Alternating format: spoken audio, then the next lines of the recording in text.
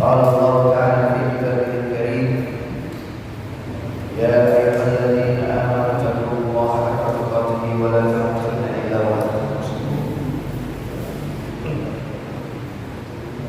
وبعد فإن أشرف الحديث كتاب الله وخير الهدى هدى محمد صلى الله عليه وسلم وشر الأمور محدثاتها وكل محدثة في دين الله بدعة وكل بدعة ضلالة وكل ضلالة في النار. أوصيكم وإياي نفسي بتقوى الله ونفعل. Alhamdulillah, saudara-saudaraku jemaah mushola al-afiyah al-istiqamah yang Allah muliakan, kembali kita berbadan wajib di rumahnya, tempat terbaik di rumah Allah dengan keadaan iman dan Islam. Salawat dan salam kita curahkan kepada Rasulullah sallallahu alaihi wasallam yang telah mengikat wajib dari jalan kepada kita semua kepada Rasulullah kita. Sekarang kajian pertama di bulan tahun baru ini Pak ya, di 2024 ini kajian pertama ya, karena ini adalah pertemuan pertama di tahun Masehi yang baru. Insya Allah kita akan membahas tema spesial Pak. Jadi nggak kita lanjutkan dulu akidah tauhidnya, kita tematik dulu sekarang. Ya, temanya adalah ayat semoga lelahmu terhitung ibadah. Ayat semoga lelahmu terhitung ibadah. Ini spesial untuk bapak. Ya.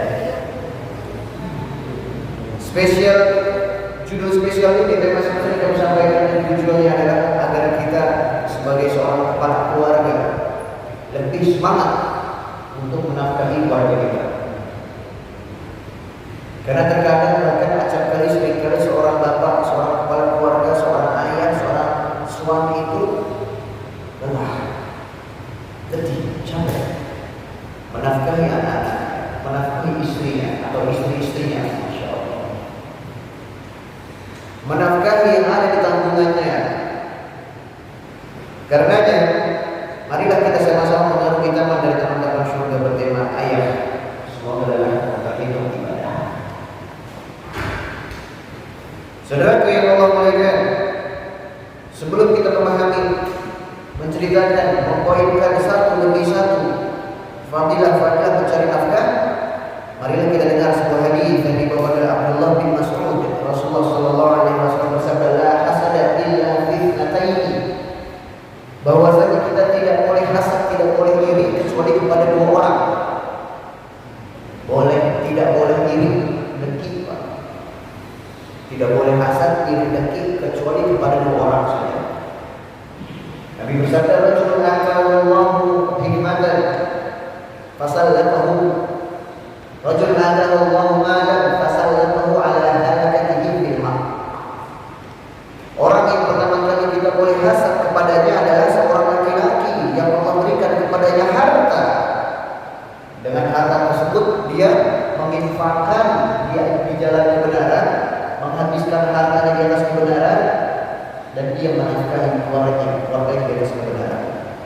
Boleh kita hasad, boleh kita iri. Orang kedua yang kita boleh iri kepadanya adalah Allahu hikmatan fa huwa yaqdi biha wa yu'allimuha. Dan orang kedua yang boleh iri adalah seorang laki-laki yang diberikan ilmu kepada Allah. Ini orang punya ilmu tentang agama, dan dia dengan ilmu tersebut menyelesaikan masalah orang lain dengan berfatwa, maksudnya wa yu'allimuha, dan dia mengajarkannya kepada orang lain. Dua orang ini sajalah yang boleh kita iri kepada mereka. Orang yang diberikan harta dan digunakan dengan cara yang baik, dan orang yang diberikan ilmu agama dan digunakan dengan cara yang baik. Padahal apa? Iri, hasad, dengki itu adalah dosa besar di sisi Allah. Bahkan dalam hadis yang disahihkan oleh Syekh Al-Albani, saking dahsyatnya dosa hasad, dosa iri tersebut, kata Nabi, iyyakum wal hasad. Jangan kalian punya penyakit iri, dengki. Fa innal hasada ya'kul hasanat kama ta'kul narul hutab. Karena iri itu jika bercokol dalam hati itu akan menghabiskan pahala-pahala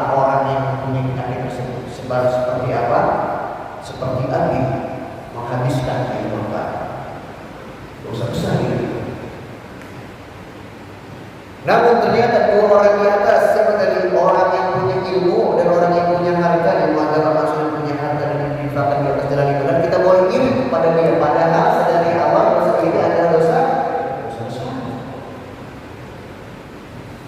Karena ya saudara yang Allah muliakan, yang intinya adalah Ibnu Battal ketika mensyarah hadis di atas, beliau membagikan bahwasanya orang yang menggunakan hartanya dalam kebaikan itu ada tiga. Yang pertama, orang yang menginfakkan atau menafkahi hartanya untuk dirinya atau untuk keluarganya. Kedua, Ibnu Battal orang yang ketika mensyarah hadis ini orang yang menghabiskan harta untuk kebaikan. Maksudnya yang kedua adalah orang yang menunaikan zakat. Jadi kita boleh dirubah ketika ada orang zakat malnya banyak, zakat mal, zakat tabungan harta, bukan zakat fitrah. Kalau zakat fitrah sama semua rata ya. Kalau zakat mal kan beda-beda. Itu juga harus kena haul dan besok. Yang intinya makan satu hari itu 3 kali makan. Berarti kurang lebih dalam satu tahun kita memberikan nafkah sedekah kepada anak-anak istri-istri kita 1.500 kali tanpa.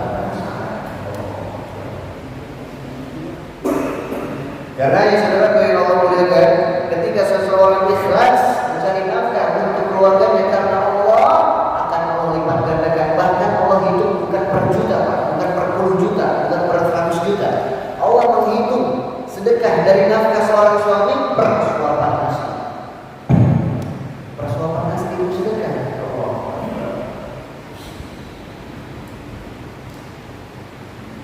Suatu hari ada seorang sahabat yang kerjanya sangat keras bagi tulang. Gigitnya pukul atau apa.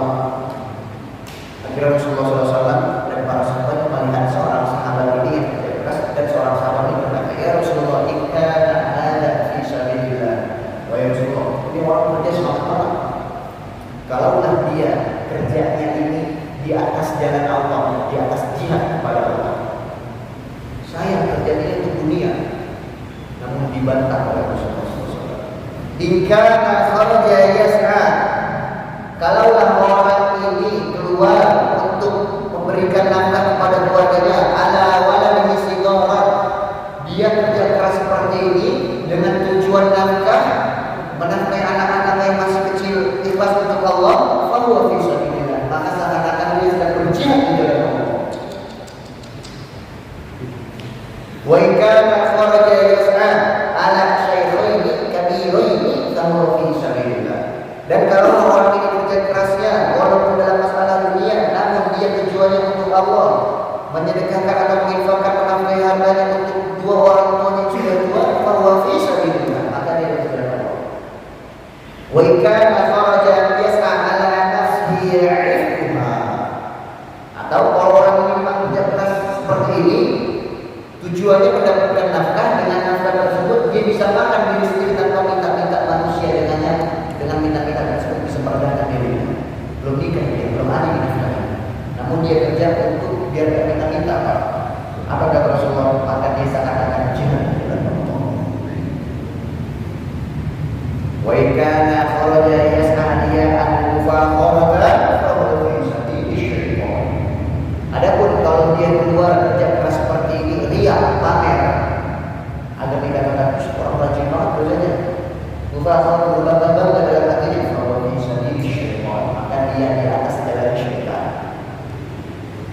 Dari hadis sahih ini kita belajar bahwasanya ketika seseorang kerja keras, ada orang berangkat pagi pulang malam.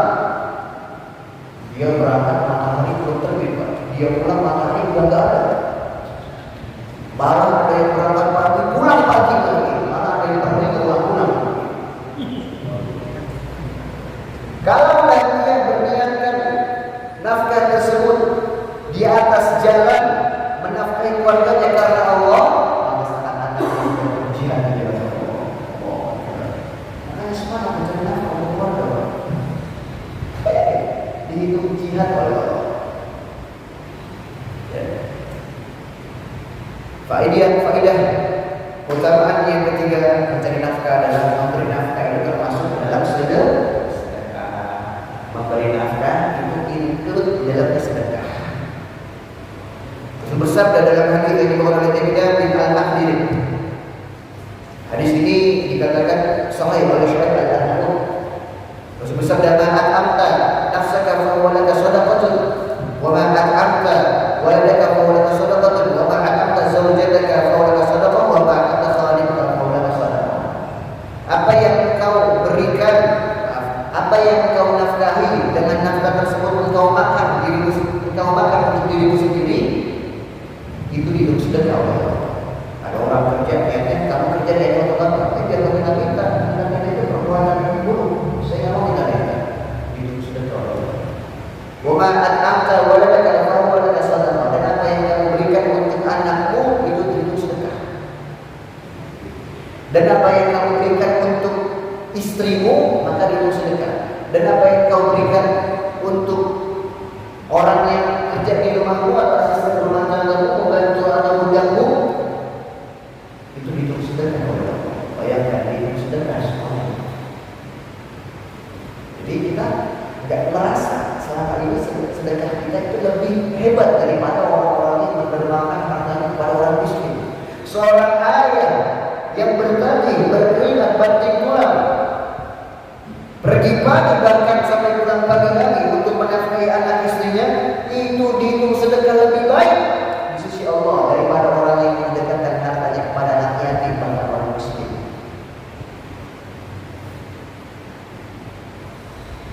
Yang keempat, faedah memberikan nafkah adalah harta yang dinafkahi akan semakin berkah dan akan diganti oleh Allah. Allah jelas Pak.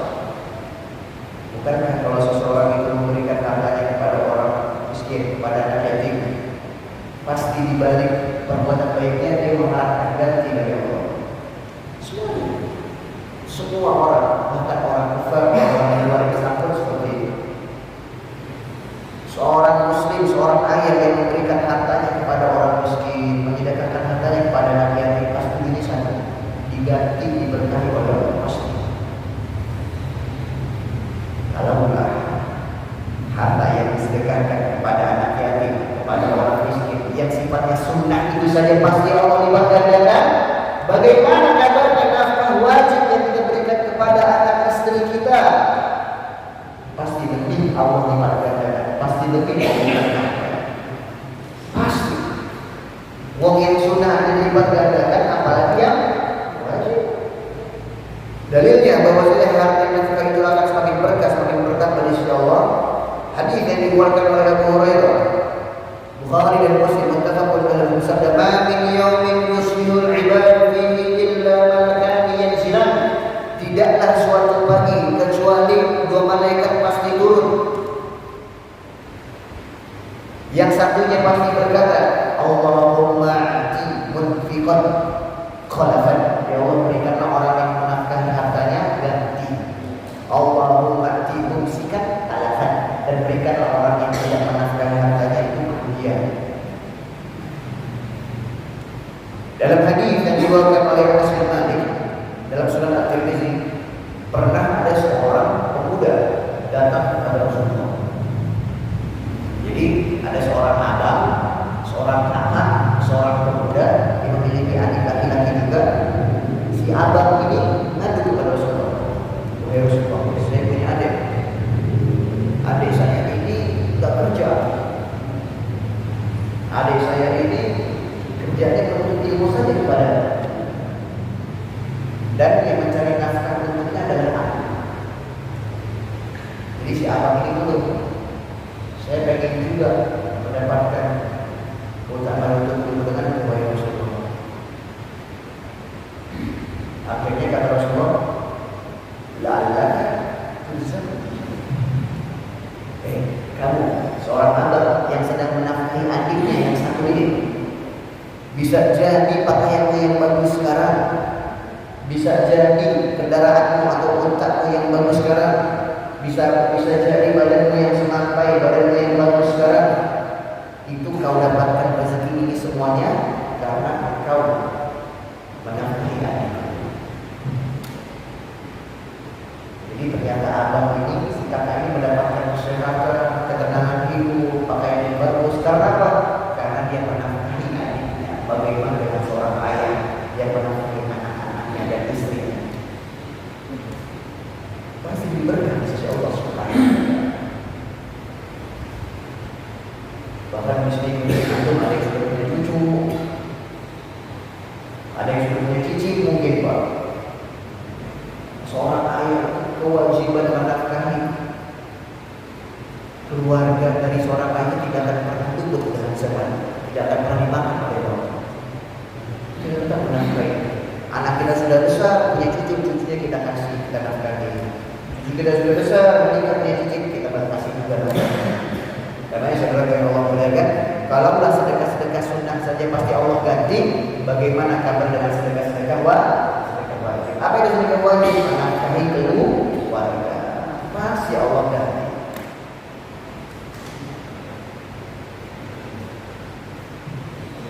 Kemudian yang kelima, faedah keutamaan memberi nafkah yang kelima, akan terselamatkan dari pertanyaan harta di hari kiamat.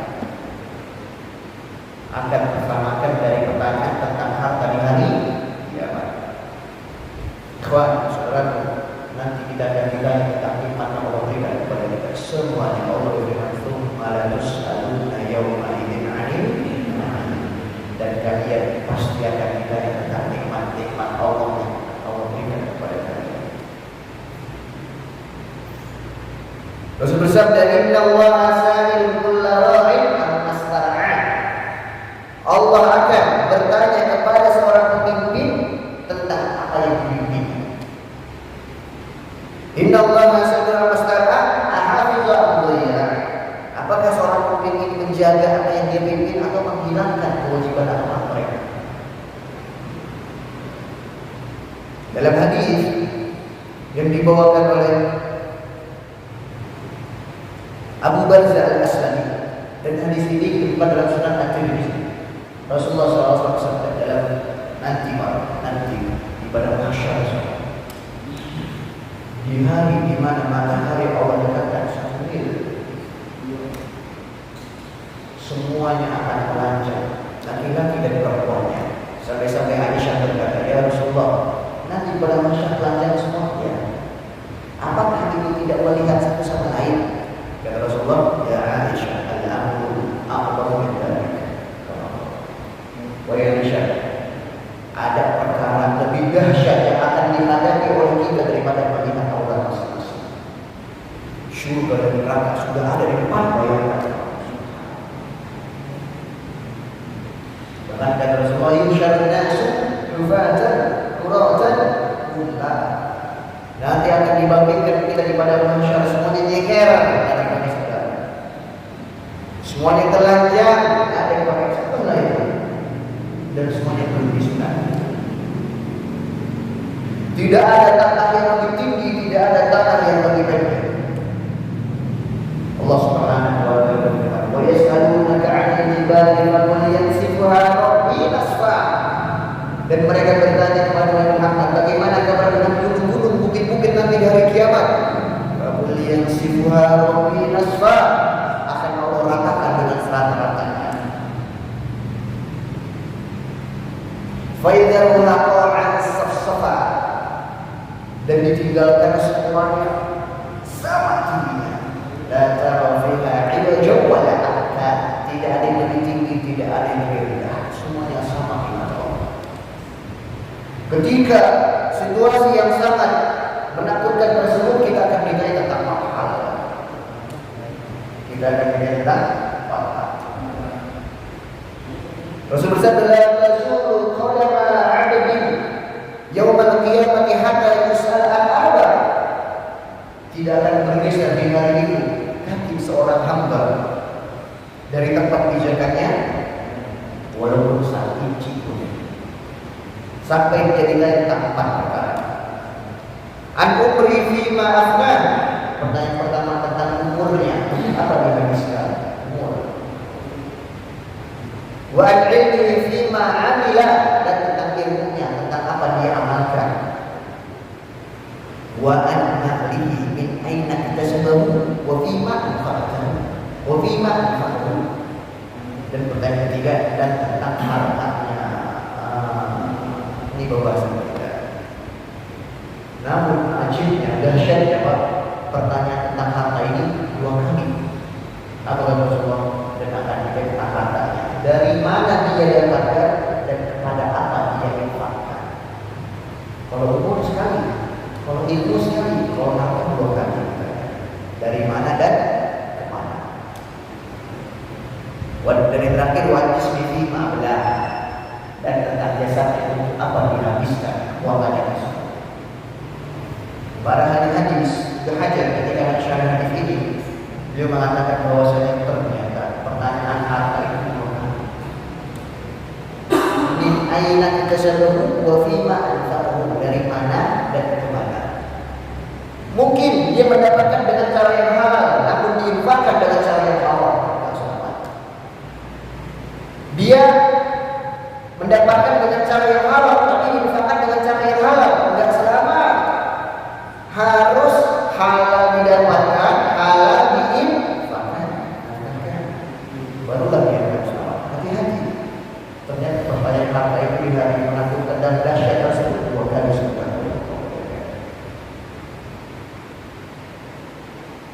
Kemudian keutamaan memberi nafkah untuk seorang ayah pada keluarga yang terakhir adalah memperhatikan nafkah keluarga akan mendapatkan pahala dari siksa neraka. Menafkahi keluarga akan dihalangi dari siksa neraka.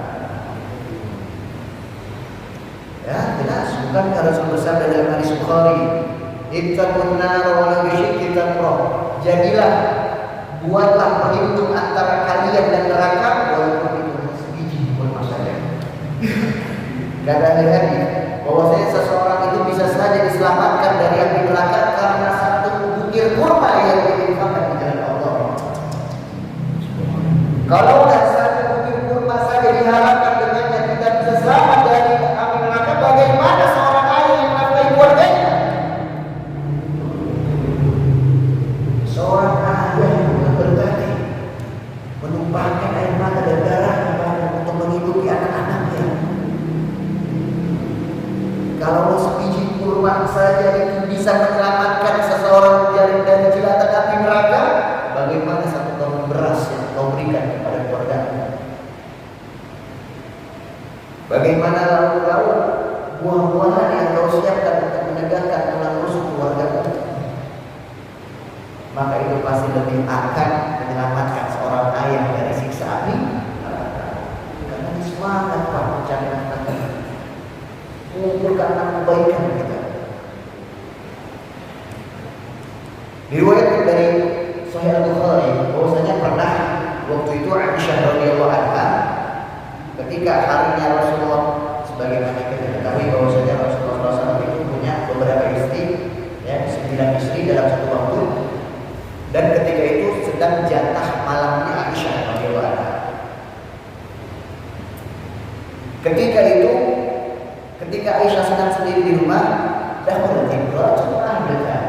tiba-tiba datang seorang ibu yang sangat kusut pakaiannya dan membawa rombongan mengetuk di rumahnya Aisyah, minta makan. Akhirnya, falam tajid 'indi syai'an, kata Aisyah, aku cari-cari enggak ada di rumahku sedikit pun makanan. Coba antum bayangin, antum pernah pulang ke rumah enggak ada makanan sedikit pun? Kami yakin enggak pernah. Minimal mungkin masih ada mie, masih ada susu, masih ada kopi, masih ada yang bisa dikunyah lah. Namun ini kata Aisyah, di hari itu tidak ada sedikit pun makanan di rumahku illa tamrah, kecuali 1 butir kurma. Fa'taituha iyyaha, akhirnya dengan 1 kurma ini pada Aisyah juga lapar. Namun 1 kurma mungkin di pojokan lemari masih layak untuk dimakan. Akhirnya 1 kurma ini diberikan oleh Aisyah untuk seorang ibu yang bawa 2 anak tersebut. Ternyata si ibu ini ketika mendapatkan kurma tersebut, sama dibinatainya. Dia kontak 2 kurma tersebut dan dibagikan untuk kedua anak perempuan. Tidak makan Pak, semuanya terjadi. Allah sayang seorang ibu. Walam takul minha, dan ibu ini tidak merasakan sedikit pun dari kurma tersebut. Tsumma khamat fa kharajat, pada Nabi sallallahu alaihi wasallam akhirnya setelah makan, anak-anak makan, ibu itu keluar. Dalam ibu itu keluar, datanglah Rasulullah ke rumahnya Aisyah dan ke kamar Aisyah. Kemudian Aisyah menceritakan kepada Rasulullah SAW tersebut. Kemudian Rasul bersabda, "Mani bajuliya min hadhil banati bi syai'in fa asar ilayhinna kunna lahu hijaban yawmal qiyamah. Kunna lahu sitran minan nar." Kata Rasulullah ketika setelah mendengarkan cerita Aisyah, barang siapa, kata Rasulullah, kata Nabi, yang diberikan oleh Allah anak-anak perempuan dan dia sabar membesarkan anak-anak perempuan tersebut, membesarkannya sampai dia besar, sampai dia menikah karena Allah, maka anak-anak perempuan ini akan menjadi penghalang untuk ayahnya dan bapaknya dari jilat dan Allah. Anak perempuan memang benar Pak, anak perempuan itu lebih sulit untuk dididik. Anak perempuan lebih sulit untuk dijaga. Antum merasakan anak perempuan itu Allah. Namun ternyata kata Rasulullah, inna idhamal ajri ma izamil bala, sesungguhnya besarnya pahala itu seiring dengan besar cobaan. Mendidik anak laki-laki sulit, namun tidak sesulit anak perempuan. Namun Allah menyiapkan pahala yang lebih besar untuk seorang ayah jika dia sabar mendidik anak perempuan.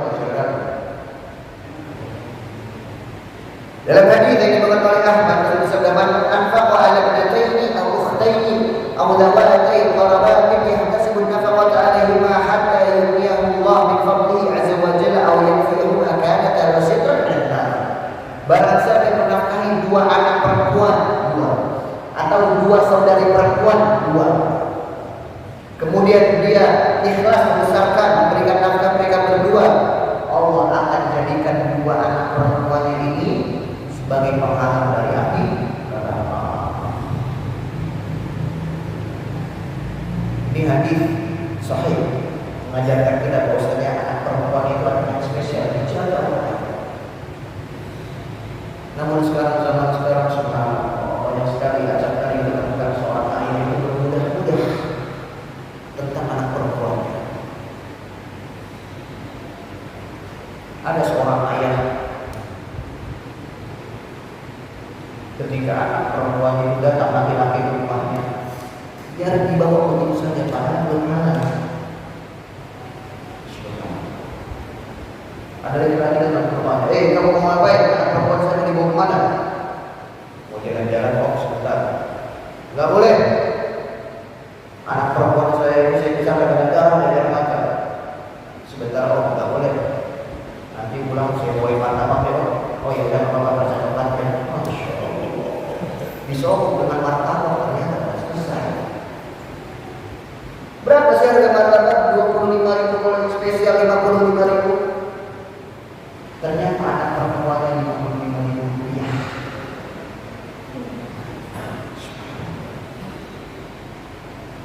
Karena saudara bagi Allah menjadikan berbahagialah anak yang memiliki anak perempuan. Anak laki-laki juga, maksudnya ketika kita mendidik anak perempuan itu paling besar di sisi Allah. Ada sebuah cerita Pak yang disampaikan oleh guru kami terceritakan dari Jogja. Beliau menceritakan dari gurunya Dr. Rozak. Sefiranda menceritakan bahwasanya di Saudi ini cerita terkenal mereka di orang Saudi sana. Ada seorang laki-laki, ada seorang ayah yang punya anak perempuan. Ketika dia mendapatkan anak perempuan dari istrinya, masih sayang itu anak perempuan. Alhamdulillah. Anak yang kedua udah mengharap laki-laki kayak pertama perempuan yang laki-laki, kedua laki-laki. Yang kedua dikasih perempuan juga. Akhirnya dia bilang ke istrinya, "Neng, Ma, Bu, anak laki-laki insya Allah sekarang harus nanti." Ditunggu anak perempuan lagi Pak yang ketiga. Yang keempat dia sudah mulai mengancam istrinya. Kamu kalau anak perempuan lagi, saya marah. Oh dulu anak semakin tajam ancaman. Saya nggak mau anak perempuan lagi, udah banyak. Ditunggu dapat anak perempuan lagi. Yang keenam, akhirnya ancaman bilang, kalau kamu memberikan anak perempuan lagi, keturunan untuk saya anak perempuan lagi, saya tinggalkan. Yang keenam, ternyata perempuan juga Pak. Belum putus semangat, belum putus asa, belum dikasih terus. Ya. Akhirnya nyoba yang ketujuh. Ketika yang ketujuh 9 bulan ingin persalinan, ingin akhirat, si bapak di ruang luar persalinan nungguin di luar, ketiduran dia, tidur, capek mungkin, ketiduran, mimpi dia Pak. Dia mimpi kiamat telah terjadi, udah hancur semua alam semua. Mimpi dia, seakan-akan nyata di depan dia. Dan ternyata Allah menuliskan bapak ini, ayah ini dari golongan orang-orang penghuni neraka.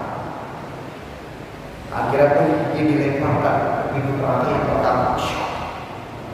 Ketika pengen masuk ke pintu neraka yang pertama, ada anak perempuan yang menghalangi. Selamat. Dan seperti kita tahu bahwasanya neraka punya berapa pintu Pak? Neraka punya 7 pintu. Kata Allah dalam surah Al-Hijr ayat 44, laha sab'atu abwabin likulli babin minhum juz'un maqsum. Bahwasanya jahanam itu punya 7 pintu. Setiap pintu memiliki azabnya masing-masing. Subhanallah. Akhirnya bapak ini selamat dari pintu pertama karena dihalangi oleh anak perempuannya, dilemparkan ke pintu kedua, dihalangi lagi. Selamatnya. Dilemparkan ke pintu ketiga, dihalangi lagi. Lemparkan ke pintu keempat, dihalangi terus. Yang ketujuh tadi ya. Ketika ingin dilemparkan ke pintu yang ketujuh, bangun dia. Cuma mimpi ternyata. Akhirnya dia berharap, dia lari dan mengucapkan, ya Allah, semoga saya punya anak perempuan lagi, ya Allah. Ketika dibuka pintunya, ada pintu anaknya, selamat bapak, anak bapak laki-laki. Wah, alhamdulillah. Padahal tadi maunya perempuan. Maksudnya dari saudara dari Allah muliakan, menafkahi anak, menafkahi seorang anak itu pahala sangat besar. Terlebih menafkahi seorang anak perempuan. Dan utama nafkah ini maksudnya menyampaikan judul tematik di pertemuan pertama di tahun masuk ini tiada lain adalah semoga ini menjadi penyemangat untuk saudara sebagai seorang ayah, seorang bapak, seorang kepala keluarga yang menafkahi anak-anaknya dan istri, ya, sebagai motivasi untuk kita, penyemangat untuk kita, charger bahwasanya seorang ayah itu ternyata selama ini dia menafkahi keluarganya itu lebih baik daripada sedekah kepada Allah Subhanahu wa Ta'ala. Makanya semangat dan jangan lupa niatkan mencari nafkahnya untuk Allah. Pasti Allah akan lakukan dan pasti Allah akan dikatakan. Allah sudah saya berdoa. 1 menit terakhir kita pergunakan dengan maksimal. Ini ada hadiah Pak Guru yang bisa jawab ya. Sebutkan 2 orang yang kita boleh pilih kepada mereka, siapa? Orang yang kita boleh pilih kepada mereka siapa? Pilih itu dosa besar, dosa besar ya. Ada 2 orang yang boleh kita pilih kepada mereka siapa? Nah? Sebutkan 2 orang yang kita boleh pilih kepada 2 orang ini, yang padahal dosa ini adalah dosa yang sangat besar. Itu 2 orang yang kita boleh pilih. Silakan. 1. Ilmu apa Pak? Ilmu sholat maksudnya. Ilmu agama. Yang 2.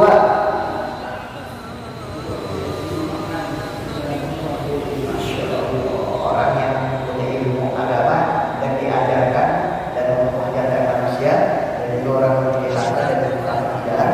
Untuk orang ini kita boleh pilih kepada mereka. Silakan pilih Pak. Ada yang kuning, ada yang putih. Silakan. Dari seorang muslim. Semoga Allah berkati orang yang silakan. Yang kuning minyak goreng.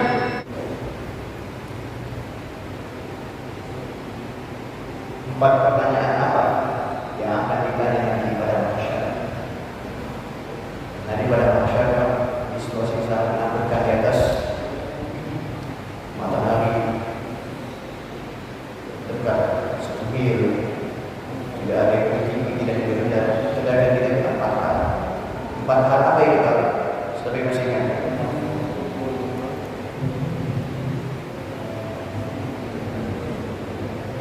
Empat pertanyaan yang akan ditanya oleh Allah nanti di hari yang sangat menakutkan tersebut. Ayo silakan. Ayo. Yang pertama tentang apa? Baru 2. Berarti kalau baru 2 belum cukup untuk mendapatkan ini. Apa?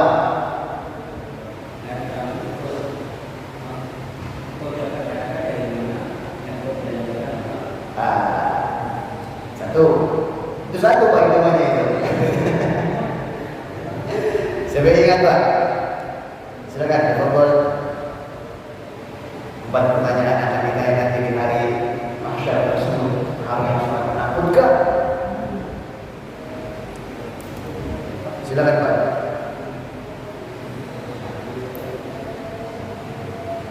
Hah?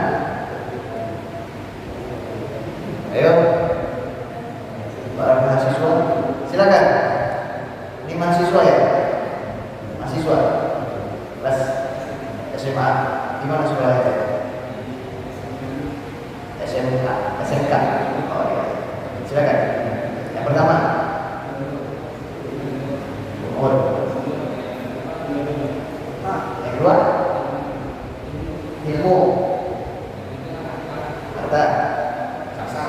Ketiga, tenaga atau jasa. Kalau masih muda ingatannya masih tajam.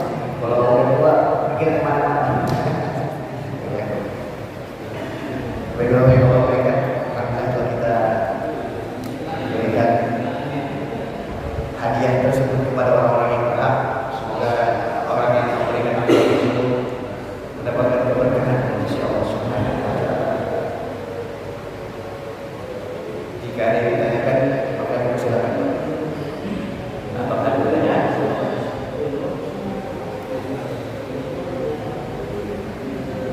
Silakan Bapak jika ada pertanyaan. Jika tidak ada, silakan. Cukup Pak ya? Silakan.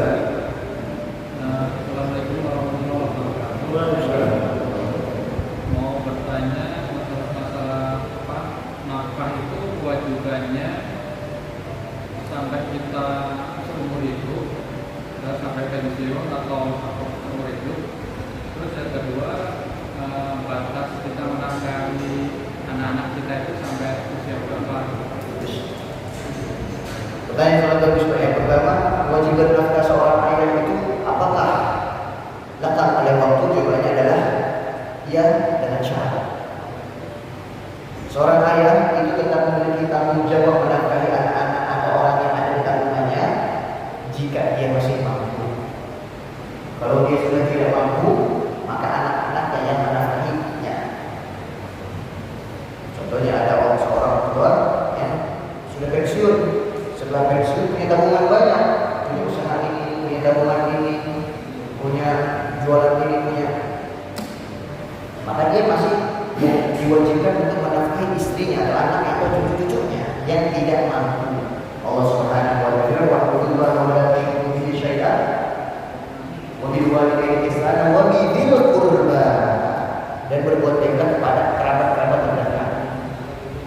Orang tua ini masih punya keluasan harta, berarti dia masih diwajibkan untuk menafkahi. Tapi kalau udah nggak punya apa-apa lagi, dia yang dapat nafkah. Dalam kira-kira fakir syai' dan berarti orang yang tidak punya, bagaimana bisa memberi? Kalau punya, itu yang pertama. Kemudian yang kedua, batas umur berapa kita menafkahi anak-anak kita? Kalau laki-laki, kalau dia sudah bisa kerja, kalau dia sudah bisa menafkahi dirinya sendiri, maka kita sudah tidak wajib lagi menafkahinya. Saya ulangi Pak, tidak wajib. Bukan berarti nggak boleh. Kalau anak yang nikah boleh.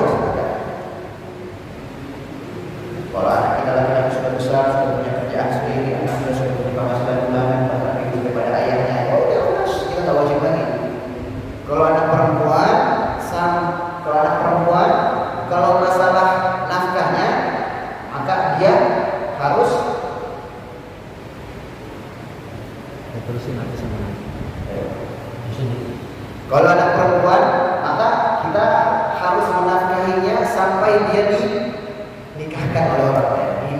Kita menikahinya dengan orang lain.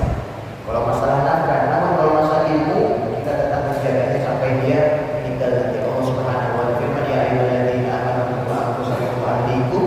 Nah, ya orang-orang yang menjaga diri kalian dan keluarga kalian dari kejahatan api neraka. Mukhatab orang yang diajak di sini kata ahli tafsir adalah laki-laki. Dari bahwa seorang laki-laki itu tetap harus menjaga akidah keluarganya,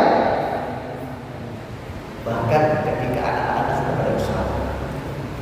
Ya, jadi kalau masalah ilmu itu tetap laki-laki atau perempuan itu tetap. Namun kalau perempuan, dikhususkan perempuan, kalau dia sudah nikah, maka kita tidak wajib menafkahinya. Wallahu a'lam bishawab. Saya mau nanya satu. Selamat. Saya bilang, ini saya mau nanya anak saya lucu, umur 21 tahun. Jadi mereka itu ya akhir balik. Ketika saya suruh sholat, mereka batal. Dan mereka berubah. Gimana ya kira-kira? Masih beban nggak untuk saya? Ada pertanyaan dari Pak Abdillah ya.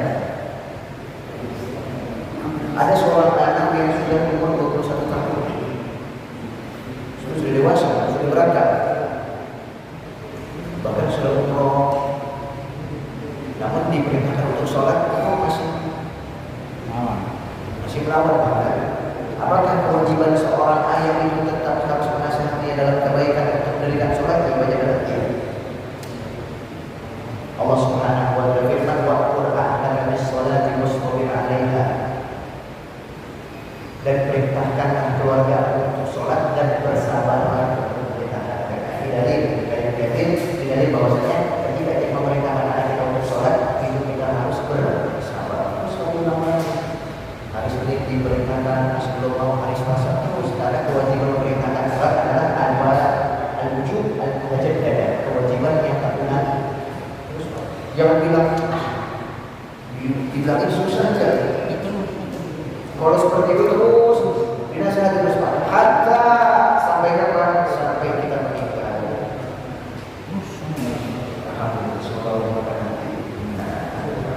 Ambil cerita dari Nabi Nuh alaihissalam mengajak keluarganya untuk beribadah kepada Allah al-fadillah tausina 950 tahun. Tapi anaknya sendiri tidak beriman kepada ini dari bahwa hidayah yang di tangan salah. Namun kewajiban kita sebagai seorang ayah, seorang bapak itu tidak boleh juga untuk memerintahkan atau pada saatnya kita berikan balasan. Baik, cukup Pak ya. Mungkin karena balasan ilmu kita coba dari bapak majlis. Akhirul